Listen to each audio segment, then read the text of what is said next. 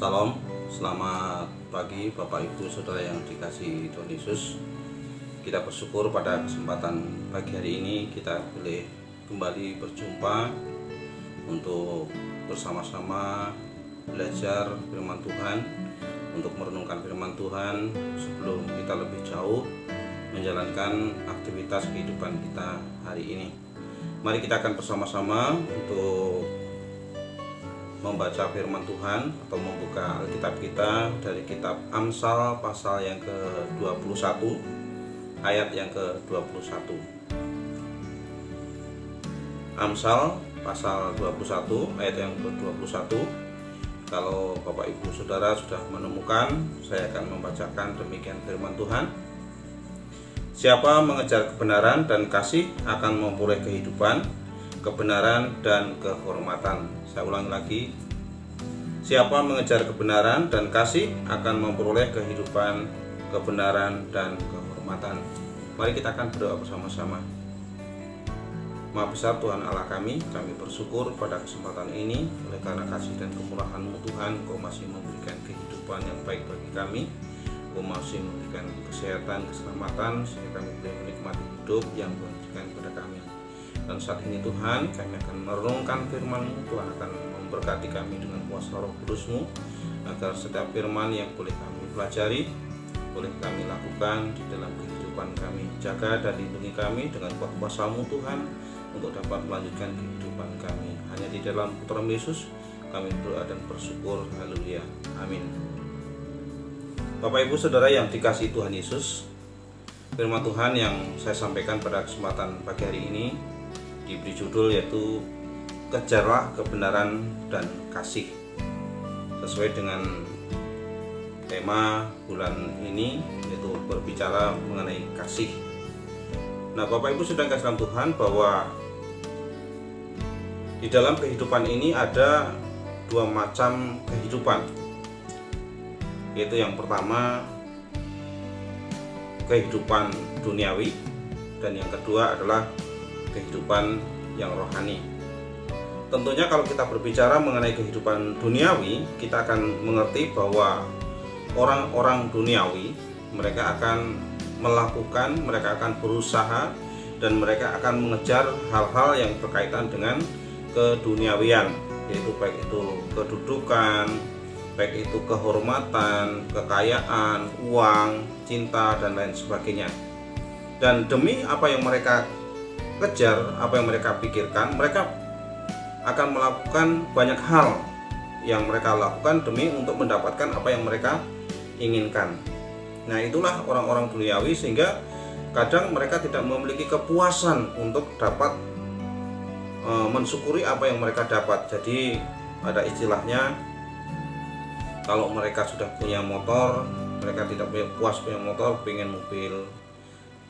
Sudah punya mobil, kepengen mobil yang tipe ini, tipe itu, yang seharga ini, seharga itu. Sudah punya rumah bagus, masih kepengen lagi rumah yang lain dan sebagainya, dan tidak ada puasnya. Dan mereka terus mengejar dan mengejar apa yang disebut duniawi atau keduniawian. Nah, itulah tipe atau ciri daripada orang duniawi. Nah, kita sebagai orang percaya, kita melihat di dalam Amsal pasal 21 ayat 21, di sini dikatakan bahwa inilah kebenaran kehidupan orang percaya. Dikatakan bahwa siapa mengejar kebenaran dan kasih akan memperoleh kehidupan, kebenaran dan kehormatan. Di sini kita melihat bahwa inilah yang harus menjadi model atau gaya hidup daripada orang percaya, yaitu mengejar kasih, mengejar kebenaran. Dan inilah yang harus kita lakukan di dalam kehidupan kita sebagai orang percaya, sekalipun saat ini kita berada dalam kehidupan orang-orang di sekitar orang duniawi atau kita sedang ada di dalam dunia. Tetapi kita memiliki tipe yang berbeda dengan mereka. Kita memiliki tujuan hidup yang berbeda dengan mereka, dan hal yang harus kita lakukan yaitu kita harus mengejar kebenaran dan mengejar kasih di dalam kehidupan kita sebagai orang percaya. Nah, kita melihat kata kejar itu sendiri, apa yang dimaksud kejar di dalam firman Tuhan ini. Kata kejar di sini adalah kata kerja yang bersifat aktif, yaitu bergerak. Jadi artinya bahwa kalau kita menginginkan sesuatu, kita hanya diam saja, itu kita tidak akan mendapatkan karena kita tidak bergerak. Jadi untuk mendapatkan sesuatu apa yang kita inginkan, kita harus melakukan sesuatu. Kita harus mengadakan satu pergerakan. Nah, kata kejar itu sendiri juga membutuhkan energi yang lebih. Jadi bukan hanya sekedar berjalan, hanya sekedar diam, ya. Tetapi kata kejar itu sama halnya dengan berlari. Jadi memiliki energi yang lebih daripada orang yang berjalan. Nah, kenapa kita harus mengejar kebenaran dan kasih? Karena kita melihat bahwa kebenaran dan kasih itu masih jauh daripada kehidupan orang percaya pada masa sekarang. Karena kita sadar bahwa ketika kita ingin melakukan kebenaran, ketika kita ingin melakukan kasih di dalam kehidupan kita, maka pengaruh-pengaruh hal yang negatif pun juga lebih banyak, lebih kuat yang mendominasi di dalam kehidupan kita. Apalagi kita tahu bahwa ketika kita kerja di kantor, kadang kita ingin menjadi orang yang benar, kita menjadi orang jujur, ya ternyata justru malah tidak enak kita menjadi orang benar, orang jujur, karena kita tahu bahwa model-model orang sekarang adalah orang yang tidak jujur. Jadi sulit sekali bagi kita untuk dapat memiliki kebenaran atau melakukan kebenaran, bahkan memiliki kasih. Apalagi sekarang kita melihat bahwa kehidupan dunia ini jauh lebih daripada kasih. Banyak orang berbuat baik tetapi orang tidak memiliki kasih, dan perbuatan baik belum tentu didasari dengan kasih. Jadi Bapak Ibu saudara kasih dalam Tuhan, kita harus menjadi orang Kristen yang rajin, menjadi orang Kristen yang aktif, ya, dan tidak pernah mau berhenti. Supaya apa? Kebenaran yang kasih dan kasih yang kita kejar itu bisa kita capai dan kita dapatkan. Itu artinya dimana kita harus mengejar. Kemudian kebenaran itu sendiri artinya adalah melakukan apa yang benar menurut ukuran Allah. Ini dalam bahasa aslinya. Sering kita terjebak dengan perasaan kita bahwa kita sudah merasa melakukan itu, melakukan ini dan sebagainya. Kita sudah melakukan apa yang benar. Tetapi apa yang menjadi pikiran kita itu dilihat dari tolak ukur kita sendiri. Jadi benar menurut ukuran kita sendiri, dan kita tahu bahwa jikalau benar menurut ukuran kita, belum tentu benar menurut ukuran Allah. Nah, bagaimana supaya kita dapat mengerti bahwa kita benar apa yang kita lakukan dalam kehidupan kita, yaitu kita harus bisa memiliki tolak ukur, yaitu firman Allah. Jikalau hal yang kita lakukan itu adalah sesuai dengan firman Allah, itulah yang menjadi standar hidup kita, dan itu baru menjadi benar. Tetapi kalau apa yang kita lakukan itu adalah sesuai dengan standar kita, keinginan kita, kemauan kita, yaitu tidak tentu, tidak standar dengan firman Allah. Jadi Bapak Ibu saudara kasih Tuhan, bahwa di dalam kehidupan kita harus bisa mengejar hal-hal yang boleh kita lakukan, hal-hal yang dapat kita lakukan, yaitu sesuai dengan firman Allah, yaitu kebenaran sesuai dengan firman Allah. Kemudian yang kedua, kita melihat selain kebenaran, yaitu adalah kasih. Apakah arti kata kasih di dalam firman Allah ini? Karena dikatakan di dalam ayat ini, dikatakan siapa mengejar kebenaran dan kasih akan memperoleh kehidupan, kebenaran dan kehormatan.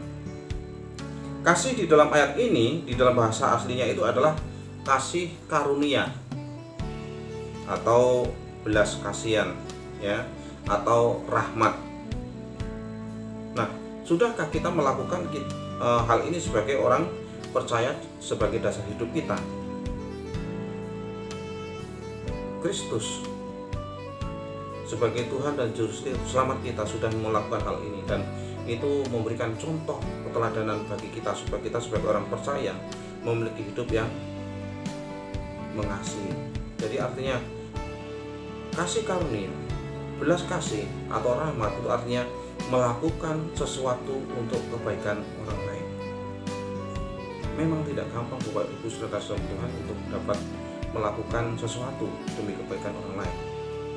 Karena kadang ketika kita ingin melakukan sesuatu untuk kebaikan orang lain, kadang orang yang akan kita kasih belum tentu mengasihi kita.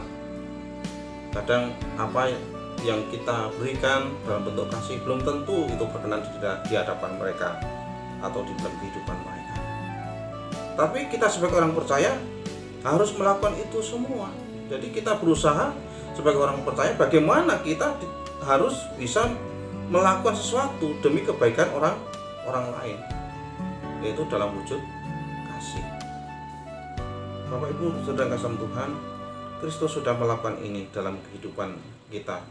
Karena ketika kita di dalam dosa, hidup kita di dalam ketidaksempurnaan, Kristus sudah memberikan kasih karunia atau memberikan sesuatu hal yang cuma-cuma kepada kita. Artinya kasih karunia adalah cuma-cuma, yaitu keselamatan, sehingga kita dapat merasakan akan belas kasihan Allah di dalam kehidupan kita.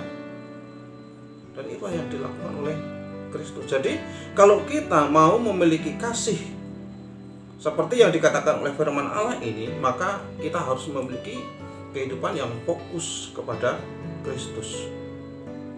Nah, kalau kita bisa memiliki kehidupan yang fokus kepada Kristus, maka kita bisa meneladani bagaimana Kristus mengasihi kita, bagaimana Kristus mengasihi manusia.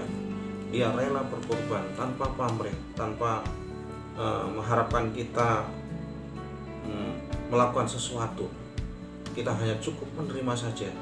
Dan keselamatan yang Allah berikan, yang Kristus berikan kepada kita itu adalah cuma-cuma. Jadi Bapak Ibu saudara kasih Tuhan, mari kita meneladani kasih Kristus dalam kehidupan kita supaya kita bisa memberikan kasih kita kepada orang lain, yaitu melakukan segala sesuatu yang berguna, bermanfaat atau demi kebaikan orang lain. Dan itulah yang harus kita kerja di dalam kehidupan kita. Jadi selain kita mengejar kebenaran, yaitu yang artinya melakukan apa yang benar menurut ukuran Allah, kita juga harus mengejar yaitu kasih, yang artinya melakukan sesuatu untuk kebaikan orang lain. Memang tidak mudah dan tidak gampang. Kenapa ini dikatakan harus mengejar? Karena memang masih jauh tuh apa yang kita lakukan dalam kehidupan kita sebagai orang percaya. Kita harus menyadari itu. Jadi perlu tenaga, perlu energi yang ekstra, dan kita tidak boleh berhenti untuk mendapatkan itu semua. Jadi Bapak Ibu yang kasih dalam Tuhan, marilah kita bersama-sama sebagai orang percaya menyadari dalam kehidupan kita bahwa kita belum bisa mampu seperti Kristus, namun kita memiliki keinginan untuk berlari, untuk mengejar, untuk mendapatkan apa yang firman Allah katakan. Nah, jadi untuk itulah kebenaran yang harus kita lakukan, yaitu mengejar kebenaran dan kasih, berlari untuk mendapatkan dan berlari untuk melakukan apa yang benar menurut ukuran Allah dan melakukan sesuatu untuk kebaikan daripada orang lain. Nah, jika kita sudah melakukan hal itu, ada sesuatu yang Tuhan berikan kepada kita. Jadi Tuhan itu adil. Ketika Tuhan memerintahkan sesuatu kepada kita dan kita sudah tunduk, kita sudah setia, kita sudah melakukannya, maka Allah tidak tinggal diam, tetapi ada sesuatu yang Allah tambahkan di dalam kehidupan kita. Ada sesuatu yang baik yang Tuhan berikan kepada kita. Karena di dalam ayat yang kita baca tadi, di dalam Amsal 21 ayat 21 dikatakan bahwa siapa mengejar kebenaran dan kasih akan memperoleh kehidupan, kebenaran, dan kehormatan. Jadi ada 3 hal yang akan ditambahkan di dalam kehidupan kita apabila kita sudah mengejar kebenaran, mengejar kasih di dalam kehidupan kita untuk kita lakukan. Yaitu Tuhan akan menambahkan dan memberikan yaitu kehidupan. Hal yang luar biasa. Tuhan akan memberikan kehidupan kepada kita. Kemudian kita akan diberikan kebenaran, ya, di dalam kehidupan kita sebagai orang percaya menjadi orang yang benar. Dan yang ketiga adalah kehormatan. Jadi kalau kita sudah melakukan kehendak Allah di dalam kehidupan kita, kita sudah bisa memberikan kasih kepada orang lain, membuat orang lain itu bisa merasakan apa yang kita lakukan. Ya, saya rasa bahwa tidak ada yang salah dalam kehidupan kita, sehingga kehidupan kita adalah kehidupan yang terhormat. Terhormat tidak hanya menurut ukuran manusia, tetapi adalah menurut ukuran Allah. Karena Allah di sini memberikan kehormatan kepada kita. Jadi luar biasa Bapak Ibu Saudara kasih Tuhan, Allah adil. Ketika kita melakukan apa yang terbaik dalam kehidupan kita menurut standar Allah, maka kehidupan lain akan ditambahkan kepada kita.